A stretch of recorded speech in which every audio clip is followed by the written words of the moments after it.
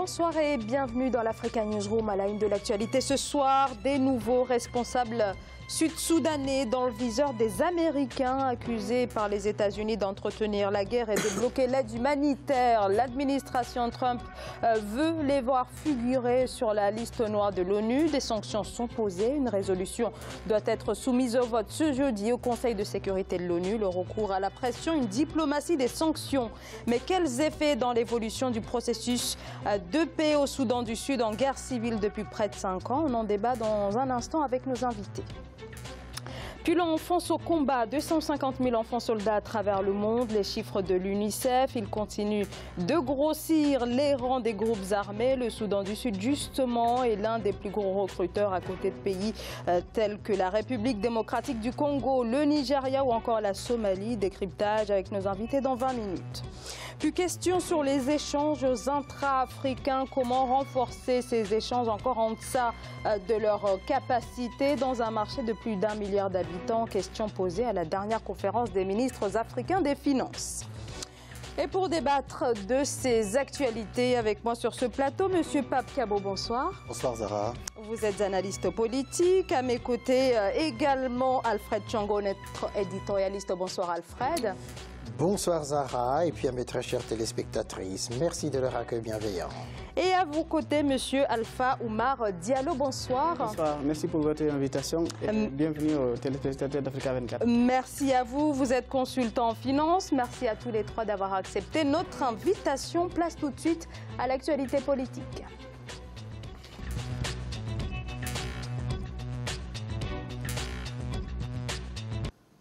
Les États-Unis demandent donc à l'ONU d'ajouter de nouvelles personnalités sud-soudanaises à sa liste noire, 6 hauts responsables, des personnalités de premier plan, dont l'actuel ministre de la Défense. Une résolution doit être présentée ce jeudi au Conseil de sécurité de l'ONU. Cette demande intervient après l'échec des négociations de la semaine dernière, supervisées par l'IGAD, l'organisation régionale d'Afrique de l'Est, des pourparlers qui étaient censé relancer le processus de paix et mettre fin à 5 ans de guerre civile. Corinne Kamzefem.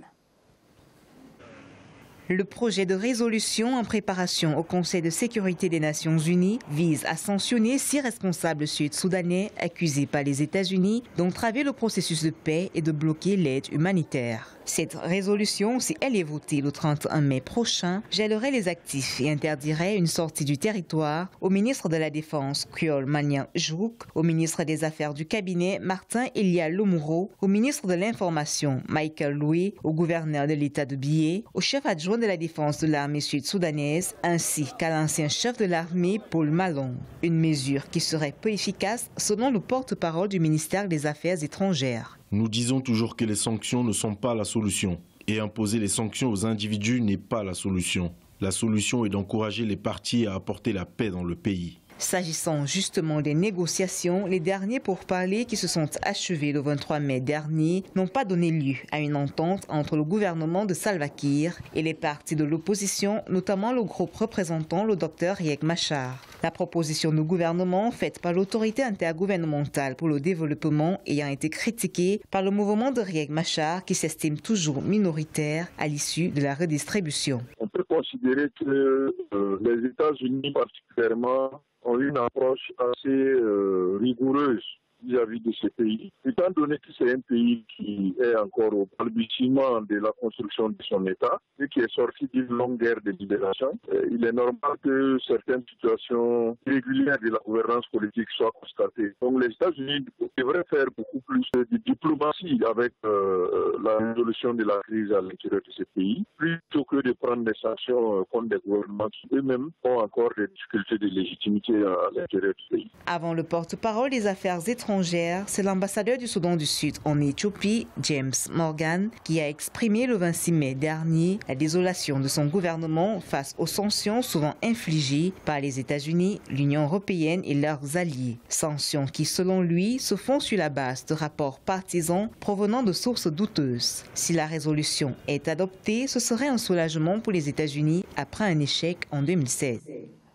Alors, de nouvelles sanctions qui se profilent donc pour le Soudan du Sud, des personnalités de premier plan, notamment des membres de l'actuel gouvernement sont concernés. Donc, je l'ai dit, une résolution doit être présentée ce jeudi et peut-être votée au sein du Conseil de sécurité. Pape Kabo, cette diplomatie des sanctions qui vise donc le Soudan du Sud, en principe, elle doit mettre une certaine pression politique sur le gouvernement, mais quand même, depuis 2013, il n'y a eu aucun effet. Alors, pourquoi poursuivre dans ce sens-là ?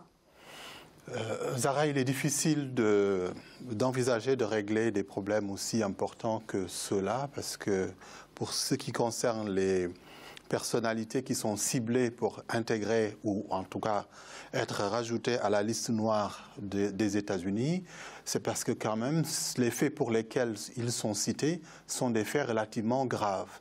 Il s'agit de détournement d'aide humanitaire. C'est l'argent public, des fois des œuvres caritatives qui viennent à la destination pour soulager des populations déshéritées. Ces personnalités-là sont à l'aise. Elles ont choisi de servir leur nation, mais pas de se servir. Et dans certains cas, pour l'exemple, ça vaut la peine de sanctionner. À côté des sanctions, il est bien entendu évident que la sensibilisation est aussi une mission importante qu'il ne faut pas négliger, mais on ne peut pas écarter les sanctions lorsqu'il y a des fautifs.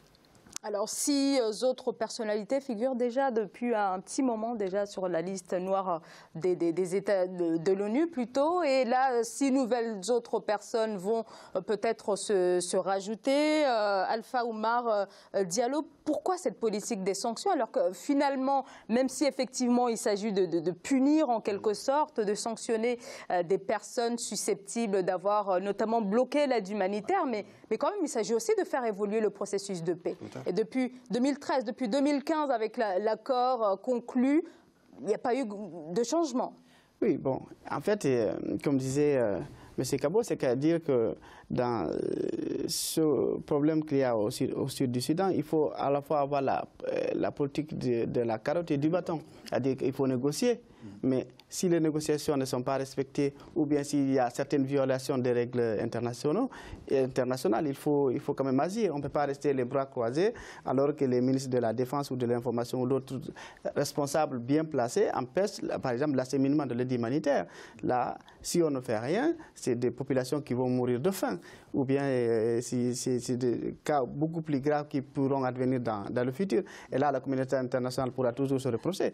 Donc, du coup, à ce niveau-là, je pense que les États-Unis, qui est le principal donateur du sud du Soudan, aillent dans cette directive-là pour que les autorités sud-soudanaises puissent comprendre qu'elles ne vont pas continuer indéfiniment à violer les règles, à faire en sorte que les populations soient déplacées, c'est que des enfants meurent de faim et qu'on ne fasse rien. À ce niveau-là, il faut qu'on sache que dans ces conflits-là, il n'y a qu'un groupuscule de personnes qui s'accaparent des biens des richesses des pays et le reste de la population souffre énormément. Donc c'est normal que ces populations-là soient visées, qu'elles soient sanctionnées et qu'elles sachent que si elles ne font pas d'efforts pour aller vers le sens de la paix et qu'elles seront sévèrement sanctionnées et que... Donc on va aller de sanction en sanction finalement? On ne va pas aller de sanction en sanction. J'ai dit politique de la carotte et du bâton. C'est-à-dire qu'on négocie. Mais c'est la même politique qui est adoptée depuis 2013 maintenant. Oui, mais il faut la renforcer. Il faut la renforcer parce que si le ministre de la Défense qui gère l'armée empêche l'acheminement de l'aide humanitaire, on ne peut pas lui dire on reste les bras croisés sans rien faire.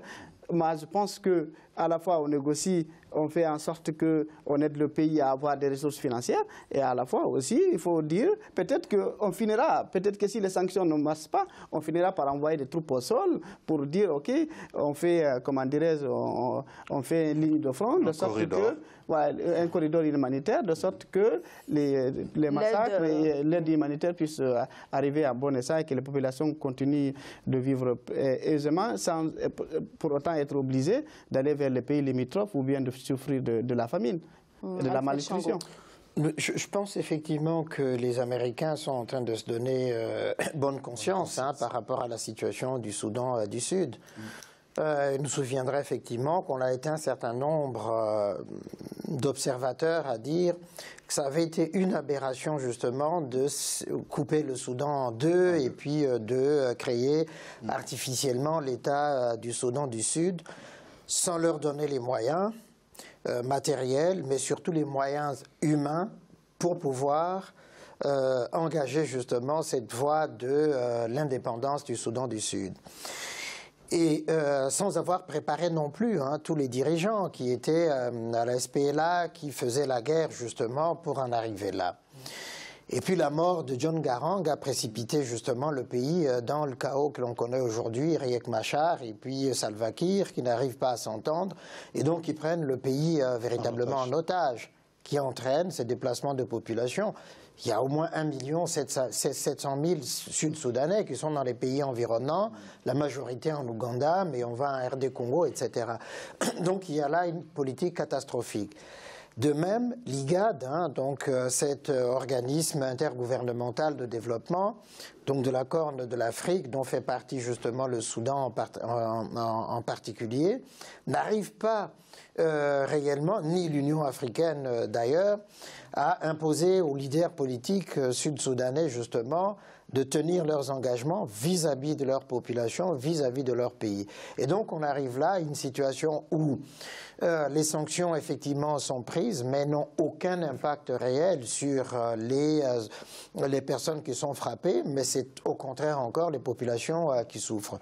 Moi je pense effectivement qu'il faut sortir de cette logique des sanctions, faire que tous les acteurs politiques, puisqu'il faut négocier jusqu'au bout, puissent se retrouver autour de la table et mettre en avant l'intérêt général des Sud-Soudanais, l'intérêt général du pays. D'autant que c'est un pays qui a des ressources, le pétrole.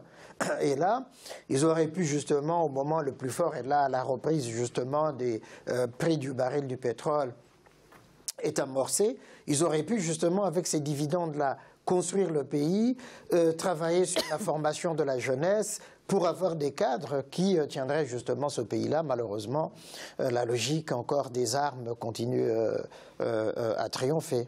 Pape Kabo, comment expliquer que... Mais d'abord, je vous laisse réagir à ce que disait Alfred Shango. Oui, Alfred comme Alpha, même si ça paraît contradictoire les propos qui ont été tenus, mais ça converge, ça va dans le même sens, c'est-à-dire le sens de retrouver la paix et la concorde au Soudan et d'amorcer un développement en accordant la possibilité aux jeunes de pouvoir bénéficier d'une formation et de pouvoir à terme occuper un emploi. Comme l'a signalé tout de suite Alfred, il y a de la ressource qui peut permettre de financer ces activités-là. Mais en fait, si on ne prend pas les dispositions urgentes maintenant, on ne pourra jamais arriver à cette solution de paix. Malheureusement. C'est ce qui fait qu'effectivement, comme l'a dit Alpha Diallo tout à l'heure, il faut envisager à la fois la politique diplomatique de persuasion, etc., et de dissuasion, de détournement des deniers ou de tentative d'empêcher que les distributions de l'aide humanitaire se fassent. Il faut prendre des mesures incitatives pour aller dans le sens de la facilitation de cela. Mais à côté, il faut aussi que ceux qui empêchent ce processus-là de se faire, de savoir que leur comportement va impacter négativement dans la zone. Parce qu'aujourd'hui, plus d'1 million de Sud-Soudanais sont partis du pays. Ils vont, avec ces mouvements-là, ces déplacements, causer d'autres problèmes au niveau des États voisins. Devons-nous rester les bras croisés et attendre qu'un conflit que l'on peut circonscrire quelque part par l'envoi d'aide humanitaire et laisser rester les bras croisés et attendre que quelques autorités usent de leur pouvoir de manière abusive et entraînent la fuite de milliers, voire de millions de personnes. Ce n'est pas possible. Il faut effectivement sanctionner les fauteurs de troubles et aussi prendre les mesures urgentes dès maintenant pour que justement on aspire et on commence à poser des actes qui tendent vers le développement. Alors pour cela, il faudrait peut-être que la communauté internationale fasse évoluer sa marge de manœuvre. Oui, faire évoluer sa marge de manœuvre, bien sûr, mais à ce niveau-là, c'est que la communauté internationale a plusieurs arcs plusieurs plans, en fait. Donc, du coup, tout de suite, il y a une urgence. Il faut faire en sorte que les souffrances des populations soient atténuées et que les aides humanitaires qui sont distribuées par les ONG internationales puissent arriver à bon escient et que les populations puissent bénéficier de la santé. Mais après, il faut viser le moyen et le long terme. C'est-à-dire que ce que disait Alfred, c'est le moyen et le long terme. Mais à court terme, tout de suite, il faut stopper les choses. Donc, du coup, à moyen terme, après, il faudra faire en sorte d'avoir une paix durable et stable et faire en sorte que les ressources dont bénéficie le Soudan du Sud puissent être, comment dirais-je, puissent profiter à toute la population de manière efficiente.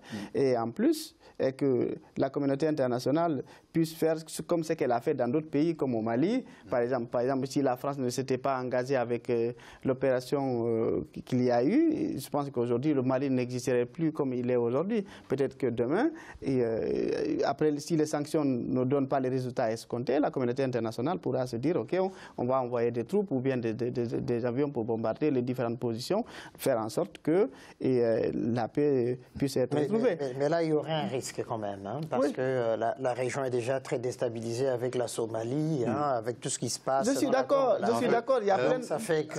oui, Alpha envisage quand même une solution, j'allais dire extrême. Hein. Le bombardement, c'est à exclure, à mon avis, dans un premier temps. Parce que je pense que le fait de renforcer les sanctions en ciblant d'autres autorités qui ont du pouvoir, un pouvoir d'influence dans le processus qui est en train de se mettre en place, en se comportant comme ils le font, ils perturbent le processus. Ils ne se rendent pas compte que leurs décisions impactent d'autres pays, notamment les pays voisins, où tout cet afflux de réfugiés pose d'autres problèmes. Donc des problèmes de santé, des problèmes d'éducation et même de stabilité. Donc je pense que les sanctions ne sont pas à exclure, mais justement, si on sanctionne, on évitera l'escalade en fait. Oui.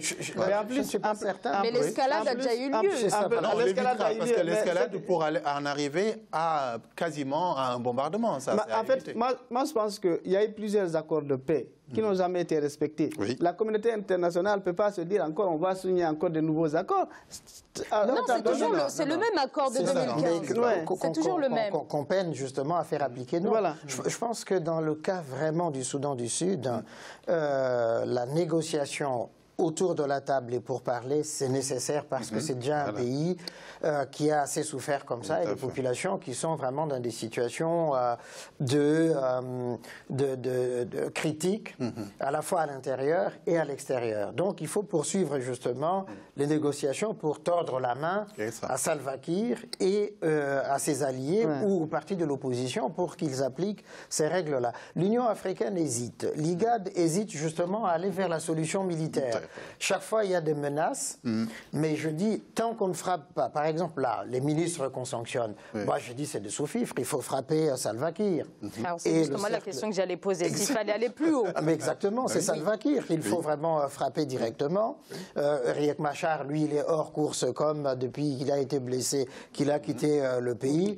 Donc, je crois effectivement c'est Salva Kiir qu'il faut frapper maintenant pour l'amener à résipiscence et puis après à considérer que ce n'est pas lui ni son gouvernement qui compte, mais que c'est le peuple sud-soudanais et le Sud-Soudan. Alfred, je pense que ça, il l'aura bien perçu lorsqu'il verra que la liste se prolonge et qu'on s'approche de plus en plus de lui. Il faut l'espérer. Et qu'à terme, il risque de se retrouver dans la même situation parce qu'il sera dans une situation de non-assistance à personne en danger. Et il est inadmissible qu'on laisse cette situation-là perdurer. Ce n'est pas possible.